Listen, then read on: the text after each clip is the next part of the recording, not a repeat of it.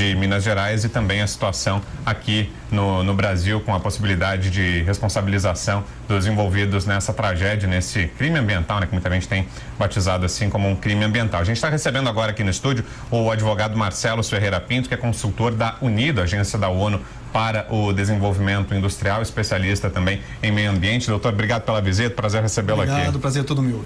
Bom, doutor, em primeiro lugar, que tipo de modelo é esse que é usado lá em Brumadinho e que acabou resultando nessa tragédia? É um modelo menos custoso, né? Um modelo mais barato, mas que oferece mais riscos e que tem uma demanda maior por segurança que não houve nesse caso, né? Sim, é um modelo que não é legal, tanto que é licenciado. Né? É um modelo mais econômico de barragem de contenção de resíduos, porém demanda maiores cuidados, demanda um monitoramento permanente, uma manutenção preventiva. Existem tecnologias hoje utilizadas em escala global que monitoram em tempo real o funcionamento dessas estruturas, não só de alvenaria, como plataformas de petróleo, tubulações. A Rússia, inclusive, é pioneira no uso dessa tecnologia. Então é possível sim que esse monitoramento preventivo seja feito em tempo real, sem inclusive prejudicar o uso, o funcionamento do sistema como um todo. Pois é, falando do ponto de vista criminal, doutor, o que pode acontecer agora com os executivos da Vale? Muita gente aí, ao longo dos últimos dias, nas redes sociais, defendeu prisão para esses executivos, para o presidente da Vale, para diretores. Na prática, o que pode acontecer? A gente pode chegar a esse ponto? Veja, em tese, a lei brasileira prevê, sim, sanções que chegam sanções penais de prisão, né, para esse tipo de ocorrência. É difícil, em tese, podemos falar aqui em tese que é possível sim que ocorram prisões, mas isso é em tese, porque as responsabilidades precisam ser apuradas ainda, precisam ser aferidas, tanto na esfera civil, na esfera ambiental, quanto na esfera criminal. Se tivemos mortes, como já está comprovado que tivemos no caso de Brumadinho, até mais do que no acidente de Mariana com a barragem de Fundão, alguma responsabilização criminal em algum momento vai ter que ser feita, aferida, né, apurada.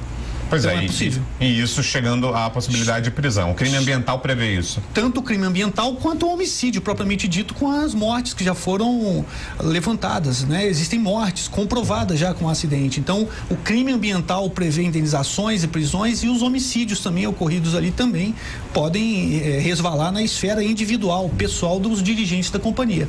E o que é que a Vale fica obrigada a fazer a partir dessas decisões judiciais? É claro que depende, né, do teor de cada decisão, do que é que o juiz vai determinar, mas em linhas gerais o que pode acontecer? Porque a gente tem na cabeça muito fresco ainda o caso de Mariana, né? Sim. E lá a Samarco constituiu uma fundação, que é a Fundação Renova, que teve que reconstruir o distrito varrido pela lama. Nesse caso, é algo parecido que acontece, doutor? Sim, é importante que seja ressaltado esse aspecto. Depois do acidente de Mariana, foi constituída essa fundação, foi criada a Fundação Renova, que é uma fundação capitalizada financeiramente, porque tanto a Vale, quanto a Samarco, quanto a BHP Billiton, que são sócias, fizeram aportes volumosos de recursos. A fundação foi criada cumprindo uma exigência do termo de transação e ajustamento de conduta celebrado pelo Ministério Público Federal. Em resumo, não há desculpa plausível, não há justificativa para mais um acidente, sendo que já há um arcabouço regulatório que permite a atuação dessas instituições, há dinheiro. Então espero que as consequências sejam as mesmas aí, que a Fundação Renova absorva também, que seja feito o mesmo modelo de gestão de crise, com indenizações, reparações ambientais, a reparação das moradias, das famílias afetadas. Só que isso por si só não resolve. O ideal é que haja um monitoramento preventivo para que o acidente não ocorra. Porque ainda que a multa seja aplicada, seja paga, o que é algo difícil em se tratando de Vale, a Vale nem sempre paga as multas, ela geralmente recorre e tem um percentual de êxito significativo na justiça, o judiciário é bem indulgente com a mineradora, então é preciso que se evite o acidente, né? Eu falei hoje de manhã, inclusive em outra ocasião, que essa revitalização da atividade minerária no Brasil, essa reinvenção esbarra até na quebra do monopólio da própria Vale. A Vale hoje detém um monopólio da mineração no Brasil, das ferrovias, então é preciso que se discuta isso, que o governo federal discuta a quebra do monopólio da Vale no Brasil. E para a instalação dessas barragens, doutor, como é que funciona a legislação? Quando a empresa decide construir uma barragem, isso lá atrás, né, há muito tempo, mas a que critérios ela foi submetida, que compromissos ela firmou, que responsabilidades ela tinha naquele momento? São critérios muito fluidos, né, muito frouxos, né? O sistema de barragens em Minas Gerais existem cadastradas como como barragens quase 700 estruturas. São 698 especificamente, grande parte já comprometida e com risco potencial em maior ou menor grau de colapso. Então, a lei é muito frouxa, porque a lei permite um licenciamento provisório, permite uma autorização provisória que se protrai no tempo, ou seja, acaba se tornando definitiva. Nem sempre é convalidada, mas fica valendo por um tempo. E então, nesse meio tempo pode acontecer tragédias como essa, né? Sim, no meio mesmo tempo. Mesmo que não seja revalidada depois? Sim, né? A tragédia acontece, né? E é a segunda vez, infelizmente, se isso não for mudado no Brasil, nós nos encontraremos aqui mais tempo, menos tempo, para discutirmos uma nova tragédia. E essas licenças são facilmente concedidas, doutor? O senhor que atua nessa área, o que é que dá para verificar? Essas empresas têm dificuldade para conseguir a licença de operação ou não? Não tem dificuldade. O Estado, aliás, não tem estrutura suficiente para fiscalizar um sistema de barragens tão complexo como o de Minas Gerais. Então, as empresas têm uma relativa facilidade na obtenção das licenças. Quando essa licença é dificultada pelo poder concedente, pelo poder público, pelos órgãos de controle, o judiciário as defere liminarmente. Então, não há maiores dificuldades de operação, não. E hoje aqui no Brasil esse problema é concentrado em Minas, é isso? O estado de Minas é o que tem mais barragens? Como é que está a situação? O estado de Minas é o que tem mais, é mais concentrado em Minas. Mas existem outros estados também, no norte, por exemplo, como tivemos um acidente lá com uma empresa holandesa, com dano ambiental. Então, não é só em Minas, mas Minas é o foco do problema, dada a envergadura, a complexidade e a abrangência do sistema, o risco que ele traz para a população. E esse sistema de concessão de licenciamento, ele é estadual? Ele fica a cargo do governo do estado ou ele é federal? Existem competências conjuntas em alguns casos, mas no geral é o estado, é o órgão estadual que defere. O IEMA, no caso, o IBAMA, que pode conceder, pode atuar em parte, dependendo da atividade. O município também tem uma competência concorrente.